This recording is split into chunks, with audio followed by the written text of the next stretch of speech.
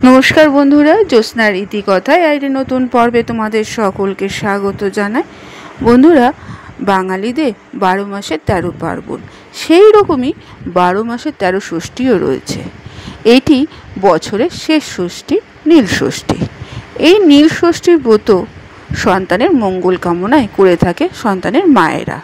তাই বন্ধুরা, আজকের পর্বে তোমরা জানতে পারবে যে নীল ষষ্ঠীর ব্রতর দিন নীল ষষ্ঠীর ব্রতকারীরা কী ধরনের খাবার গ্রহণ করতে পারবে না এবং কী ধরনের খাবার গ্রহণ করা উচিত।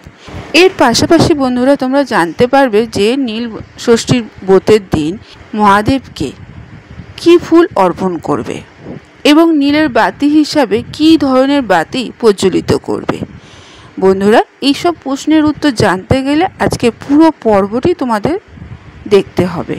ভালো লাগলে সবার কাছে শেয়ার করে দেবে এবং একটা লাইক করে দেবে। পাশে রাখা বেল আইকনটিকে অবশ্যই প্রেস করে রাখবে, যাতে এই ধরনের ভিডিও নোটিফিকেশন সবার আগে তোমাদের কাছে পৌঁছে যায়। বন্ধুরা, বছরের অন্তিম তথা শেষ ষষ্ঠী হলো নীল ষষ্ঠী। চৈত্র সংক্রান্তির ঠিক আগের দিন এটি পালন করা হয়। এই বছর নীল ষষ্ঠী পড়েছে আগামী 13ই এপ্রিল রোববার। সেদিন সন্তানের মঙ্গল কামনায় এবং কল্যাণের জন্য উপবাস করে থাকে। দেবাদিদেব মহাদেব এবং দেবী চণ্ডিকার পুজো করে থাকে সবাই, অর্থাৎ মায়েরা। এই তিথিতে পালন করা দরকার কিছু নিয়ম, তাহলে সন্তানের মঙ্গল হবে, সন্তানের সমস্ত বিপদ দূর হয়ে যাবে।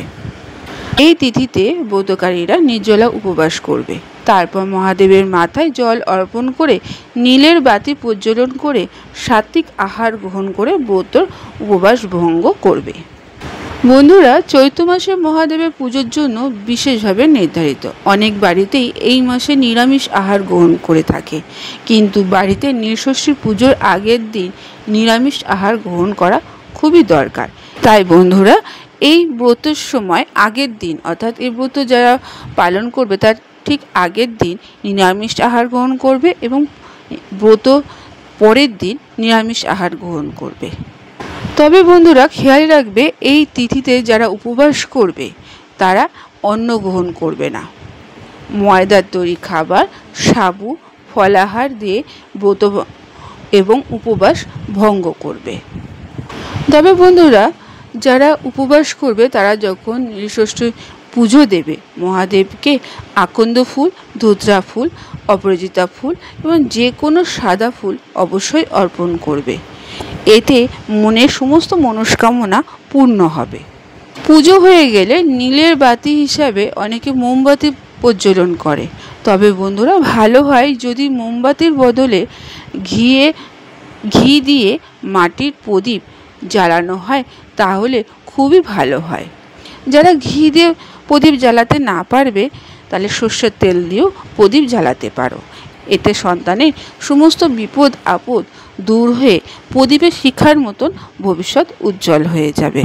বন্ধুরা, আজকের পর্বটি এখানেই শেষ করলাম। এতক্ষণ আমার ভিডিওটি দেখার জন্য ও শোনার জন্য তোমাদের অসংখ্য ধন্যবাদ।